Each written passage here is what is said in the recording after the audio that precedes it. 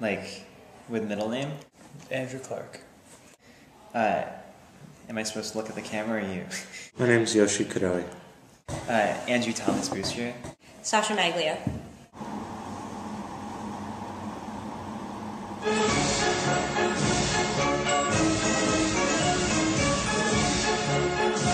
A Chinese philosophy course.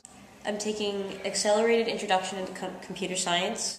An anthropology lecture titled Investigating Culture. History of Science. And I'm also a music nerd, so... And music. I'm taking private instruction in violin. Little World Games.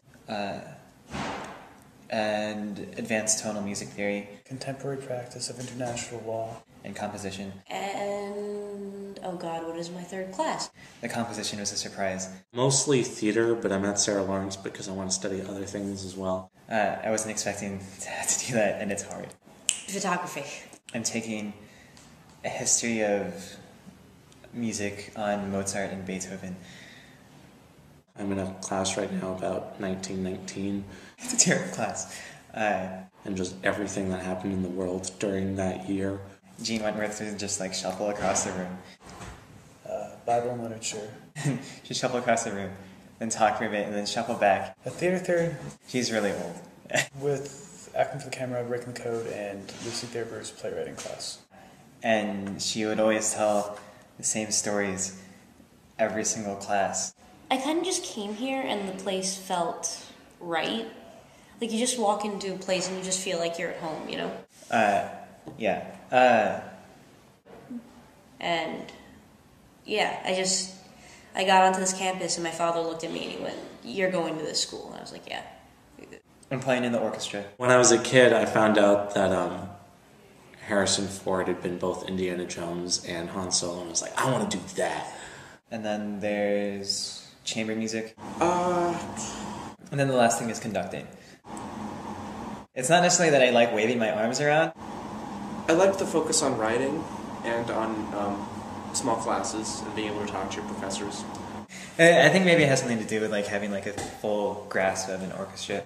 And being able to take a bunch of different things rather than having to major in something. But then we also get to have batons, and those are like magic wands and stuff. Except they make sound. Dustin Hoffman was quoted on the red carpet for Finding Neverland. He just started yelling into it, like no one even asked him a question, he just started yelling into a camera. And I don't, like, I kind of took that to heart. I mean, I started crying when I saw that press clip, because that really strikes to the core of it for me, is I think, you know, obviously it's just semantics, but grown-up is sort of everything bad with grown-ups. I feel more like a nap today than an adult. It's the lack of imagination. It's the just staying in the same old, boring routines that are ultimately harmful. But, you know, you can't be a kid forever either. But no, I don't think I'm a grown-up. I don't want to be a grown-up. Hopefully I never will be.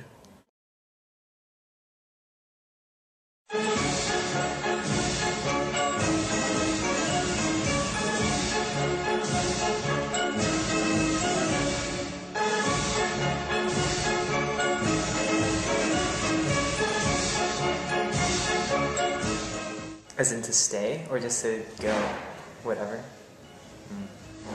I don't know. Europe would be nice. France. I like France.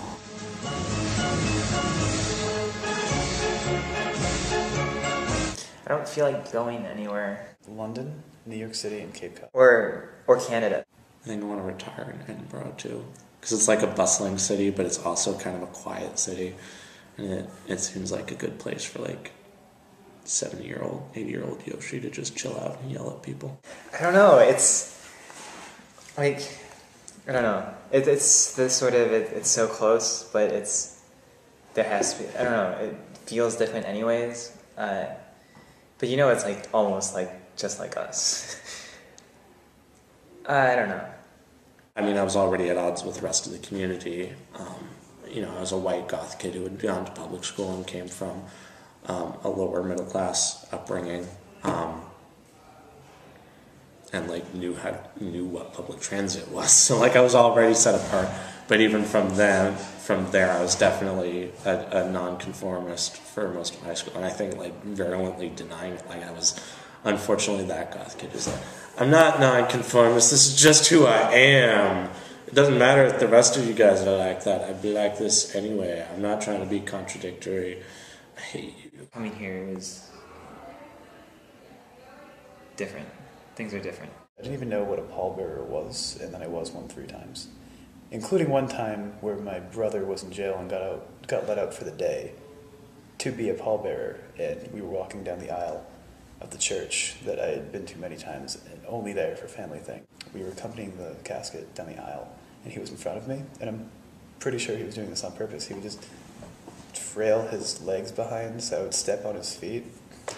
So about a third of the way down, we had still about 2/3 of the way down the aisle to the end of the church. He starts doing that. I just kind of start laughing, but I can't laugh because churches echo. But I'm snickering and I'm smiling with my right hand on my grandmother's dead body, and I'm like, oh my god, this is the worst thing. Declined to comment. The happiest moment of my life was here, actually. A few weeks ago, me and my entire friend group, we were just hanging out up in the strat room or somewhere, I forget. And I was just able to look around and think, this is just a group of people who I would do anything for. And who I think and hope would do anything for me. And it was just this moment where I haven't really felt this loved since my great-grandmother. And I think that happiest moment of my life was realizing exactly that I found exactly where I belonged. A lot of things have made me happy in my life, so I can't really say that there's a happiest moment.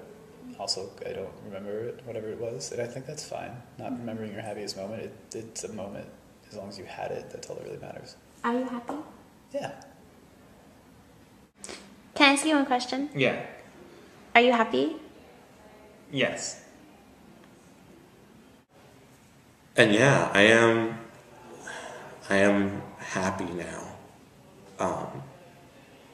I'm not really used to the completeness with which I am happy now.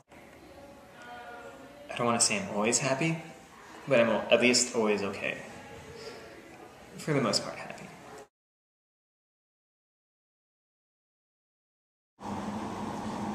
We define it by its symptoms, not its causes, or its causes and its symptoms, but not by what it is. It's not philosophically very well defined.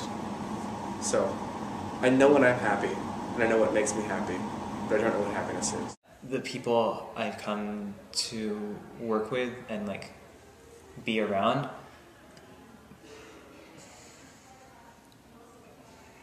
I find them all to be very smart and creative people. And as someone who isn't always that smart or creative all the time, I don't know, it's nice to be able to work. I don't know, no, that's not coming out right.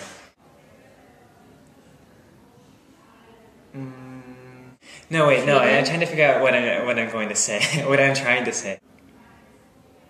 Let's scrap that. I can't remember where I was going to go with it. I'm more creative in helping other people be creative. You know, losing that last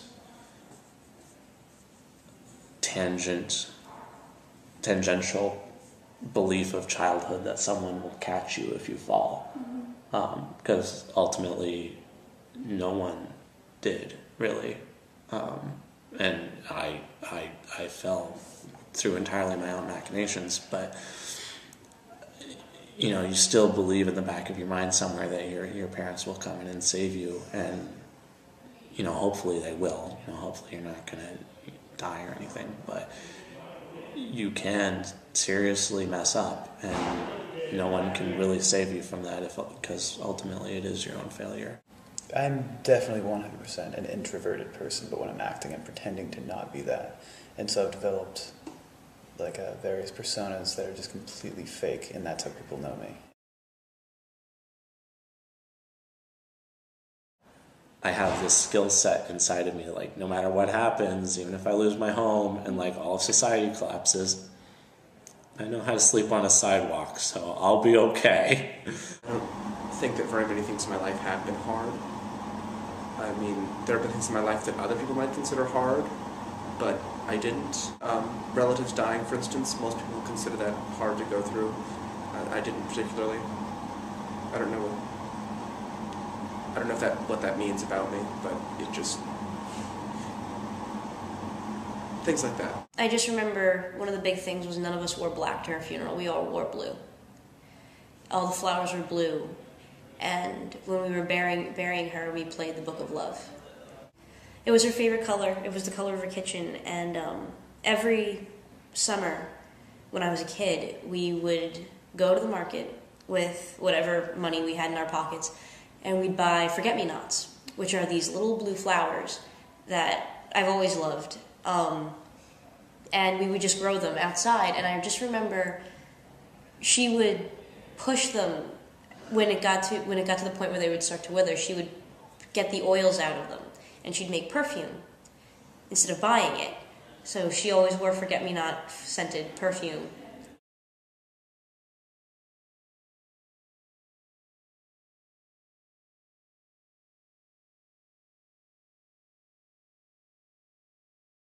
Do you have a God?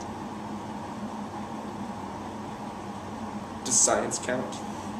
Sure. Then science. Do you have a religion?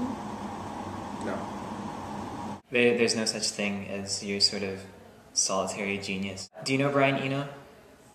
He's a composer, songwriter. He used the term scenius because it's cheesy, but it's a scene of people rather than a single genius. But I'm not inadvertently describing Midnight Cabaret. No, not in any way at all.